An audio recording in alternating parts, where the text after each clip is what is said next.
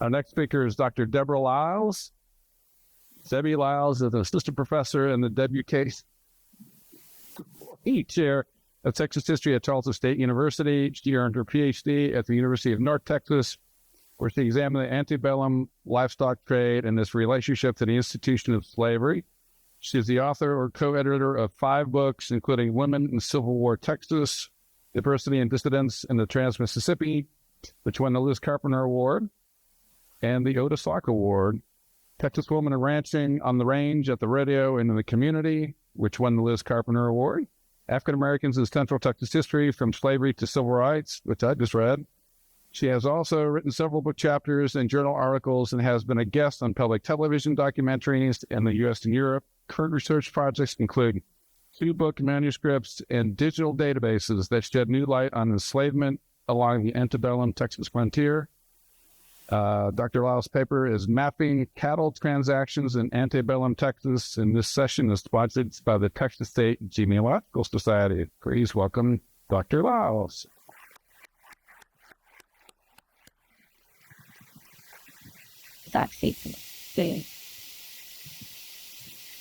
Goodbye. Is that? Sultan. Absolutely not. There's a screen down there, y'all. I'll just watch it right there. Thank you. Thank you, Mark. Good afternoon, everybody. Thank you for being here. I appreciate it. I want to also give out a shout out to Lila and Mark and James and the great staff at the GLO, and also the caterers. I think this is like the best said we've ever been at any conference anywhere. So, yeah, I'm very pleasantly full. So anyway, okay, so let's get started. Maybe. On August the 20th, 1861, Elijah J. Carter began a drive from Young County to New Orleans with a mere 15 head of cattle. Carter, just 11 years old at the time, inherited 133 head of cattle from his father, who is now deceased, Edmund J. Carter. He did not have that far to travel, however, because young Elijah found a buyer at an unnamed location en route to New Orleans and sold his stock for $419 or $28 each, more than 4 times the inherited value. After deducting $10 per head for expenses, he made a tidy profit of $266. Carter's name is not one you may recognize, but not from his cattle drive. In 1864, his mother's ranch on the Elm Creek in Young County became the violent scene of a raid by Kiowa and Comanche Indians. Elizabeth Fitzpatrick, young Carter's mother, was not injured, but witnessed the death of her daughter and others during the attack.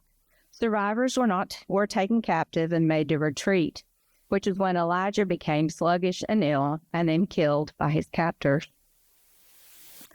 Why the Elm Creek location became a target is simple. Fitzpatrick, who was formerly Carter and then Sprague, owned livestock, a lot of it, as did thousands of other Texans before the war began.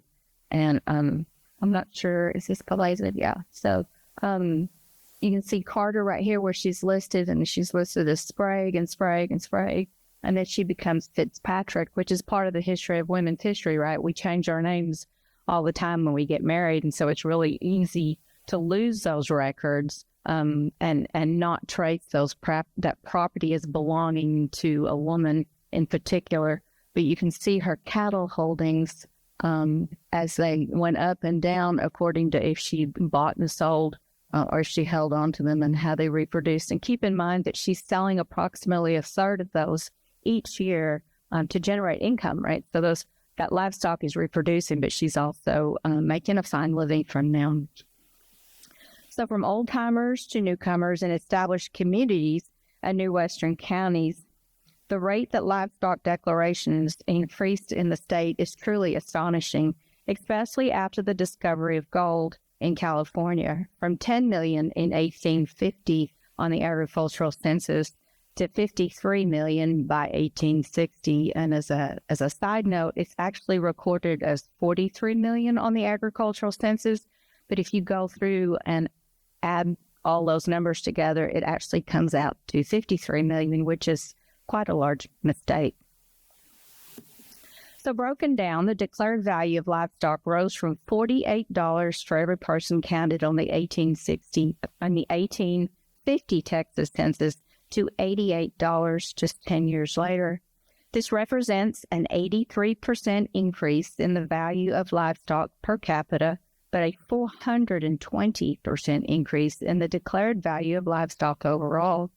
This did not happen by accident or without the intentional involvement of certain individuals, and what interests me more is that it certainly does not support the narrative that the Texas livestock industry was insignificant until after 1866, when weary veterans supposedly returned home from the Civil War to find all this feral livestock everywhere for the taking.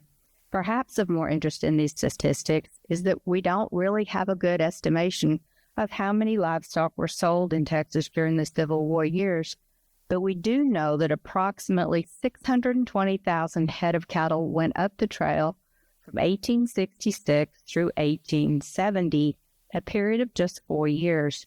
That livestock had a taxable value of approximately $5 million.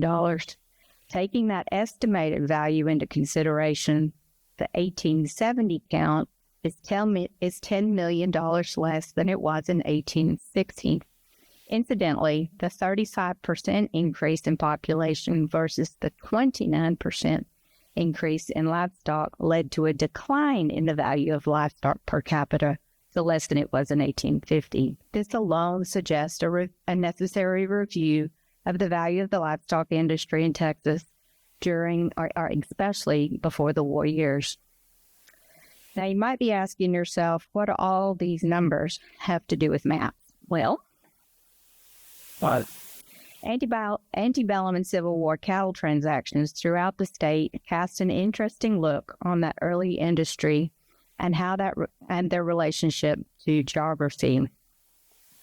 Transactions were recorded as bills of sale in county courthouses and often offer a snapshot of who was buying and who was selling and what exactly exchanged hands when it came to paying for the goods. To be clear, a lot of the records have been destroyed by fire or other means, making assessment of the quantity of trade or the exchange value for livestock difficult to determine, or they simply just never existed to begin with.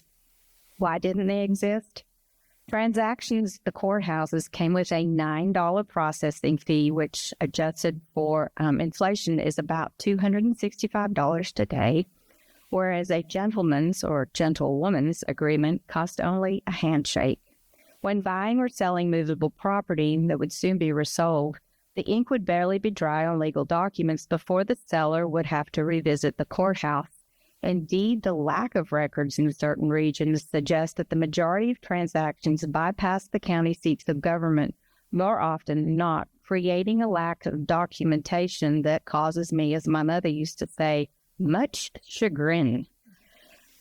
Supporting the supposition that many livestock transactions never saw the inside of a local courthouses are subsequent legal charges filed after authorities discovered transgressions, just as in this one with the case of the state versus Oliver Loving, which is barely recorded in Palo Pinto District Courts, as it is so faded, it makes it almost illegible.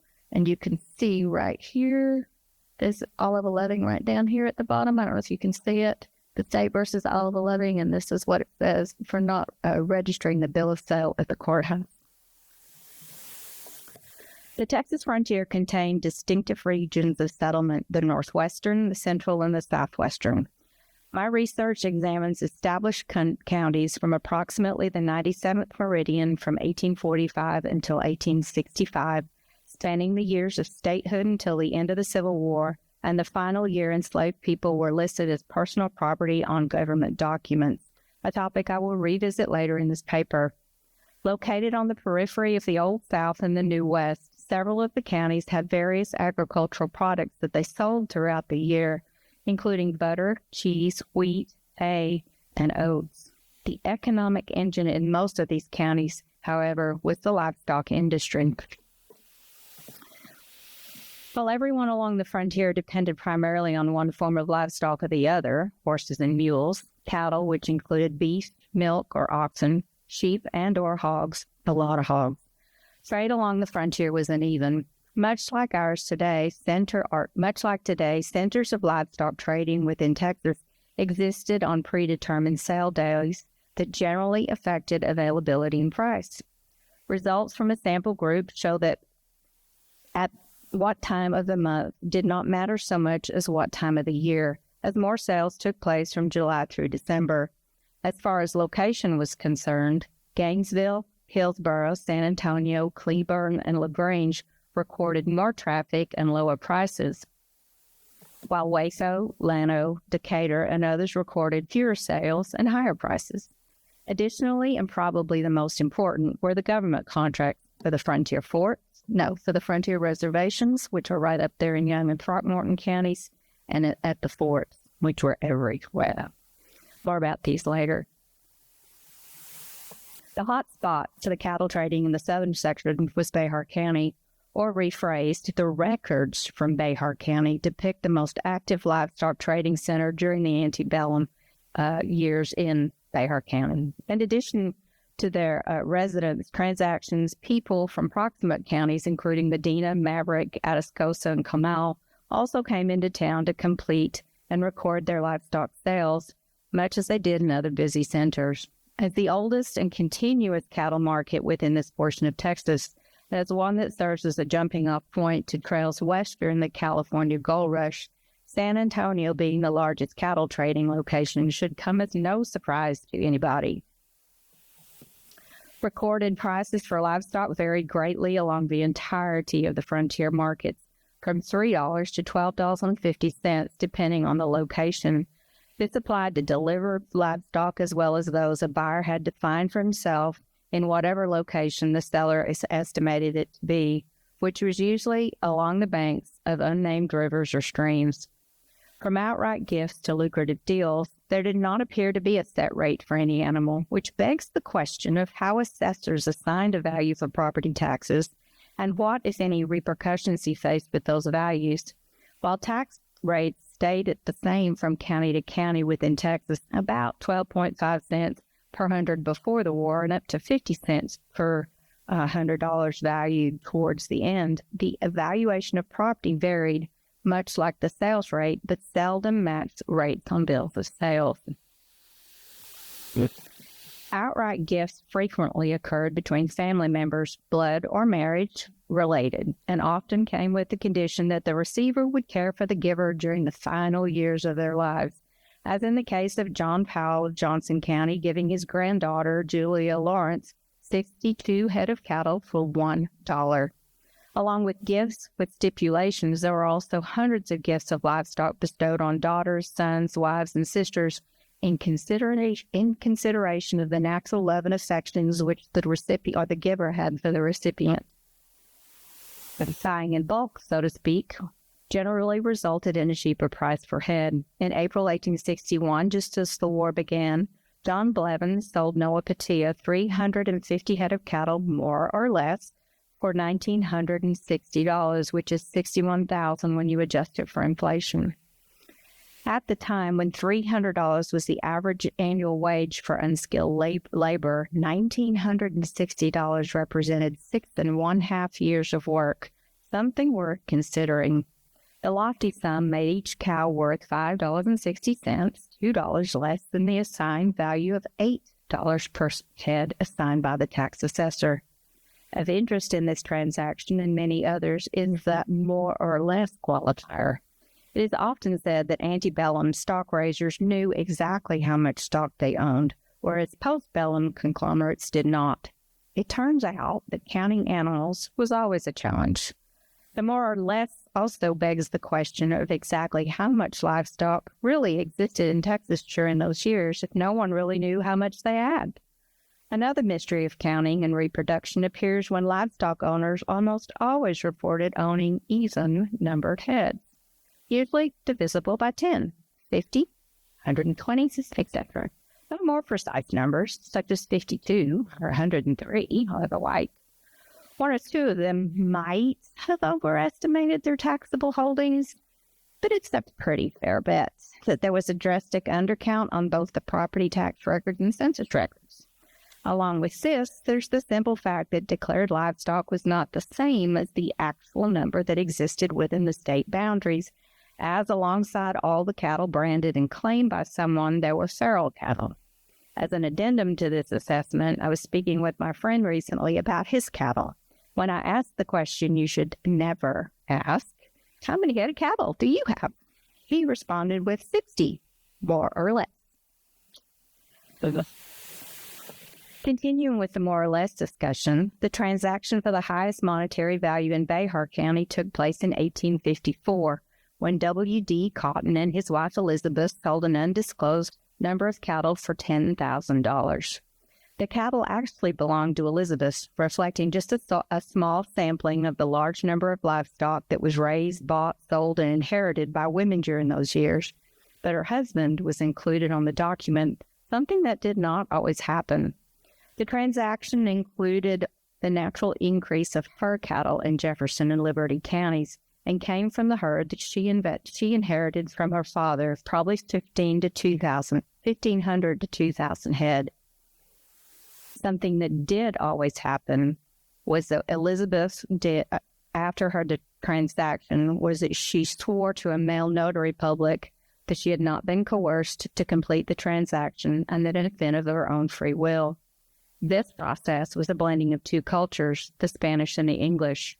Spanish law recognized rights of women outlined in the Siete Partidas established during the years of the Reconquista. These rights guaranteed women the right to buy and sell personal and real property, enter into contracts, own separate property, claim equal rights to wealth accumulated during marriage, and the ability to bequeath and inherit property from others and to whomever they selected. Cotton, incidentally, registered his brand WDC in Behar County April 17, 1860. Elizabeth, however, had an unregistered brand at the time of the sale in both Liberty and Jefferson County. It is truly astounding how many other women besides Elizabeth Cotton participated in the livestock business, a number I can confidently estimate at 35% at the very, very least, but probably higher. All of these transactions happen between women, between men and women, and between women and men. One example in Cook County is in North Texas is Martha Loring, who in 1863 purchased 300 head of cattle from J. Fox, Moss Brandle, and William Williams for $2,100, which comes out to $7 a head, approximately $47,000 when adjusted for inflation. A transaction that is recorded in a custodial document for the court, not as a bill of sales at the courthouse, begging once again the question of how many are missing. Loring was, incidentally, one of the top 10 ranchers in the county at the time, and used profits from buying and selling livestock to act as a money lender, among many other things, to generate additional income by charging interest. Then there are the transactions that reflect the unique benefits of having a Native American reservation in the vicinity, specifically in Young and Throckmorton counties. Young County promoters pushed the value of the land to graziers and stock raisers in the November 29, 1856 issue of the State Gazette, promising heavily masted post oak groves for hog foraging, never-ending prairies for livestock, and fresh water via creeks in the Brazos River. They enticingly painted optimal conditions for stock raising, adding that several thousand head of beef cattle already grazed in their lush pastures. Charles Barnard's large trading house at the reservation also received a mention, as did the ready market of $13 per head at Fort Belknap. Barnard's contract to provide beef of good and merchantable quality not to exceed 100,000 pounds per month, as required by Indian agent Robert Simpson Neighbors, provided a windfall market for all involved, especially Barnard. After going through a bidding process that required neighbors to advertise for providers with securities to cover the bid, Barnard, who incidentally was not the lowest bidder, won the contract for 5 cents for every delivered pound. Under this arrangement, one cow weighing 500 pounds would be worth $25, which is $12 profit per hem, and more money, obviously, for heavier beeves. Additionally, the original contract covered a 12-month period from July 54 to June 1855, but was inexplicably extended to an indefinite period until neighbors decided otherwise. So while many stock raisers bought and sold between themselves, Barnard paid suppliers to fill his contract with the reservations, proving both a healthy market for local livestock raisers and a very healthy income for himself. There are no records of who sold to Barnard and who did not.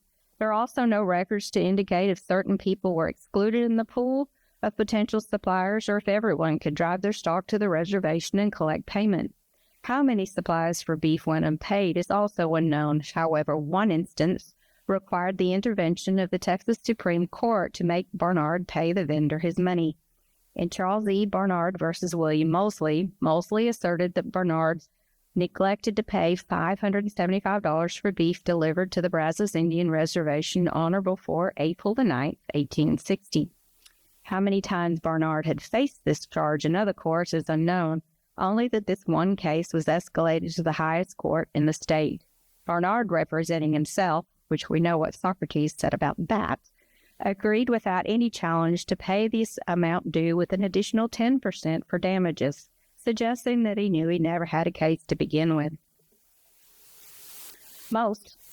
Mosley, like Barnard, owned enslaved people, as did most of the wealthiest livestock raisers to the east and the west of the 97th meridian. As they did in cash crop industries,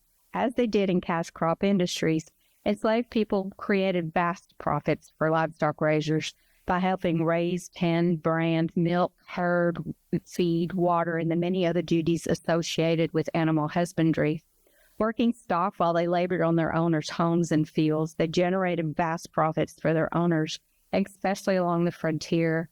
In addition to laboring, enslaved people faced the reality of being rented out to others when not needed at their enslaver's home or when they needed to generate income for their enslavers, and always under the threat of being sold away. Enslaved people were also exchanged for cattle, for horses, and for sheep. One example of this was reported in Trail Tribes of Texas. The Bible basically held in high esteem by many of those who enjoyed post-war cattle trails history. George Reynolds' short biography states that he purchased a large head of cattle from John Robert Baylor, paying in part with a Negro girl, valued at $1,000, and giving the difference in gold. By 1884, he and his brother established the Reynolds Cattle Company, which soon owned hundreds of thousands of acres throughout Texas, New Mexico, Arizona, Montana, and North Dakota. One has to wonder what happened to the enslaved girl whose exchange provided the nucleus for the Reynolds herd. Reynolds was not the only one to exchange all or part of an enslaved person for livestock. In Young County, Sarah Peevler sold her interest in Matilda, a 21-year-old woman, to her husband David for 400 head of cattle, known as the Fortune stock. This livestock almost certainly came from J.A. Fortune's family in Falls County, who were also enslavers and heavily vested in the livestock industry, as well as buying and selling both enslaved people and livestock. In Bell County, John, Jenny, Martha, Matilda, Henry, Joan, Abraham, Saul, Richard, William, and Washington were exchanged in part of a group, the Phi W.A.W. Dismuke, to Sidney E. and Louisa R. Collins for 120 stock of cattle and a horse that had been sold to them in the year 1841. Sorry. Go. In Johnson County, Moses, estimated to be aged anywhere from 19 to 25 years old, was exchanged for 100 head of cattle at $6 per head.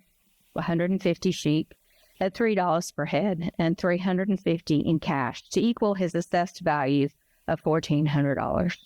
J.A. Farnwalt and C.B. Carter promptly used the $350 cash from the transaction to invest in several mares. Also in Johnson County, A.D. Kennard exchanged 13-year-old Matilda and $300 for cows from Rebecca and J.H. Singleton in Ellis County. Many other records in counties west of the 97th document the exchange of livestock for the valued assessments of enslaved men, women, and children. And these are the documents you should have been looking at, but you can't read them, so it's okay. Okay. When not used as direct exchange for livestock, enslaved people also served as collateral. Nope, I'm going back. Oh, it gets me every time, I'm sorry. When not used as direct exchange for livestock, enslaved people also served as collateral for livestock purchases. An example of this is found in Cook County, where Francis Tyree used Jane, Philip, Harriet, and Harriet's infant for collateral of 100 head of cattle for John Simpson Chisholm. The agreement was for 10 years, after which Chisholm was to sell the family and their natural increase back to Tyree for $814. Chisholm profited from the use of the enslaved labor, and Tyree got 100 head of cattle in the deal. He did not, however, get Jane, Philip, or Harriet and her child back after the 10 years, as the original transaction took place in April 1858, and they were, mercifully, free citizens in 1868. Little attention is given to the out-of-state markets available before 1865, but plenty existed. From California to Biloxi, New Orleans to New York, Illinois, and Indian Territory, and all points in between were market destinations. Millions of dollars in livestock trekked many hundreds of miles to mining towns in California and Colorado. Miners in California paid up to $150 a head for Texas beef in Sacramento during the early 50s, no matter how stringy or tasteless they were reported to be in New York newspapers. When the New York Pikes Peak struck in 1859, a new beef market quickly developed there. Stock raisers from the northwestern frontier of Texas, including John B. Dawson from Buchanan County, which was renamed in 1861 as Stevens County to show their allegiance to the Confederacy, and Oliver Loving from Palo Pinto County, did not delay in gathering herds and taking them up through Oklahoma and then cutting across to Denver. Both men, incidentally, were enslavers. Loving, like Barnard, would have had to answer in court for not paying someone for cattle, but that was left to his son James, as by that time Oliver Loving had died in New Mexico. The final stage of the era revolved around war sales. George W. White scored 2 major contracts to provide beef and pork to troops in the Western Theater. The bacon contract for 1 million pounds at 15 cents equaled $150,000, while the lots for 100 head of beef at 6.5 cents per hundred meant that a single cow weighing 600 pounds brought him $39 each. This, of course, is not what he paid stock raisers for their beef, which resulted in part in him not meeting his quotas. That aside, many stock raisers drove cattle and swine to fill the contracts, including Cook County's James Peary, an enslaver who recorded ownership of thousands of head of cattle during the Civil War years. White's agents scoured Texas counties, purchasing stock from untold numbers of unnamed providers to try to fill the quotas. And I have a note here to say apologies for this very unfocused document I took at the Texas State Library and Archives.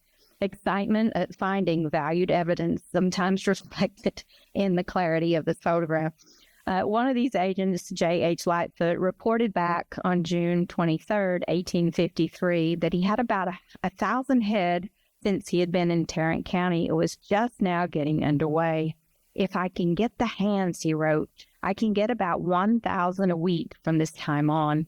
This assessment most likely came from the simple fact that livestock raiders in the area declared nearly 38,000 head of cattle in 1862 and over 43,000 in 1863. This total does not account for the tens of thousands declared in proximate counties. One other aspect of selling livestock to questionable markets during the war can be seen in a report from Austin on April the 4th, 1864.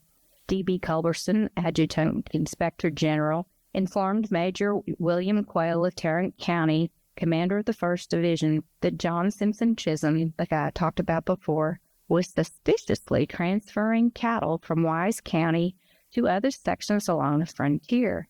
Chisholm's home and range was located in Denton County, but he also had a ranch near the South Concho in Coleman County. Information from people about Chisholm's activities led Colonel James G. Borland to order the prevention of stock removal from this section of Texas, despite drought and tragic consequences of leaving stock on the dry range. He also noted that Chisholm, who was at this time a quartermaster for the Confederacy, and those associated with him, he said, did not have permits to remove the stock to such points on the Concho, and that irregular and lawless interference made them suspect of disloyalty. Closing with the recommendation that Quayle's duty was to stop Chisholm's transfer of stock. This was just one observation of Confederate loyalists keeping a careful eye on questionable and detrimental transactions in the state. It should be noted that Borland had every right to be suspicious, as Chisholm and other stockmen did sell livestock to people who were questionably loyal or not loyal at all to Confederate causes, and often they received gold for these transactions. When the Civil War embargo ended and markets in the North reopened after the war, cattlemen who built their fortunes in the Antebellum and war years ventured up the trails. Many took returning veterans with them to Abilene, Dodge City, and other cow towns as they revisited connections made before the war ended. Others stayed home, gathered herds, and sent them up the trail with drovers. Freedmen, once traded for livestock and other properties, became approximately 1/3 of the cowboys who went up the trails in the post-war years, or they remained on the land working for previous enslavers as they began raising livestock of their own. We see this with Boys Eichard, once claimed by Milton and Isabella Eichard, who worked and those who worked for Oliver Loving from 1865 to 1867, and then to Charles Goodnight after that. With Frank Chisholm, formerly enslaved by John Chisholm, who remained with him in the post-war years, and with Daniel Webster, 80 John Wallace, who built a formidable empire on his 8,800 acres, worth well over $1 million in 1839 when he died. Before the 1866 markets, proximate and distant markets brought Texas cattlemen and women riches far greater than acknowledged. Those who owned and traded livestock in the antebellum years made significantly more money than the average wages earned in the United States, and some were worth more money than the richest plantation owners in the regions. These stock raisers, traders, and herders laid the foundations for the post-war years as they traded amongst themselves at out-of-state markets, with government officials at forts, and with settlers at Indian reservations. With and without enslaved labor, they accumulated large herds, deep pockets, and connections that led to the success of the larger and better-known era of cattle drivers. Thank you.